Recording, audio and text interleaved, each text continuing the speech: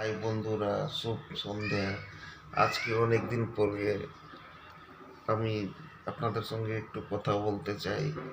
বিকালে একটু বাইরে দিকে আমার ঘরের সব থেকে পছন্দিদার জায়গাতে বসে আছি। এই রোড সাইড উইন্ডো আমার খুব পছন্দিদার জায়গা। এখানে বসলে আমার খুব ভালো লাগে। এখান থেকে বসে বসে আমি বাচ্চাগুলো স্কুল থেকে রিটার্ন আসছে, সেগুলোকে দেখছি। এখন মাধ্যমিকের রেজাল্ট এসে গেছে এদিকে, তো সেই বড় বাচ্চাগুলো সব রিটার্ন আসছে। তো বসেছিলাম, মনটা সকাল থেকেই একটু ঠিক ছিল না, তো সেই জন্য বসেছিলাম। তো বসে বসে দেখছি যে স্কুলের বাচ্চা আসছে স্কুল ইউনিফর্ম পরে। তো নিজেদের টাইমটা মনে পড়ে গেল যে আমাদের টাইমটা ছিল। তো খুব মিস করছি সেই সময়গুলোকে। কি কি সময় ছিল আমাদের, কীরকম আমরা আড্ডা দিতাম সেই বাসে।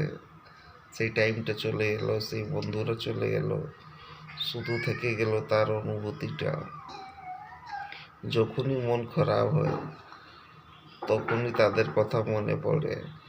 সেই একটা সিঙ্গার ছিল নিচে গিটার, তার কিছু লাইন মনে পড়ছে। বলছে, হাজার গল্প রয়ে গেল রাখা, তার কথা কেউ বলে না, কিন্তু সেই প্রথমটা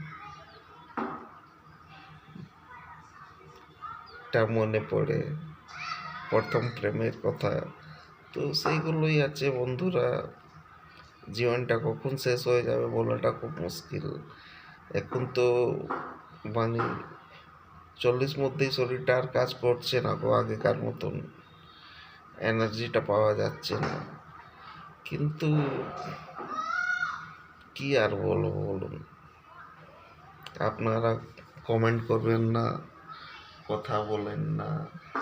আমাদের সেই টুনির মা, টুনি মিস কল করে, কথা বলে না। তো সেই সব কথাই যে চলে গেল, সেই দিনগুলো আর কি ফিরে আসবে? আসবে না। কিন্তু আপনারা যদি একটু লাইক, সাবস্ক্রাইব, কমেন্ট করেন, তাহলে আপনাদের সঙ্গেই কথা বলি।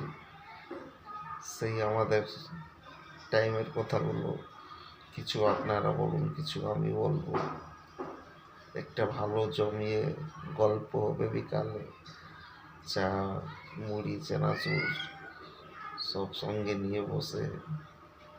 আর যদি আপনারা দুর্গাপুরের কাছাকাছি থাকেন তাহলে একদিন ওইখানেই দেখা হবে আর কি।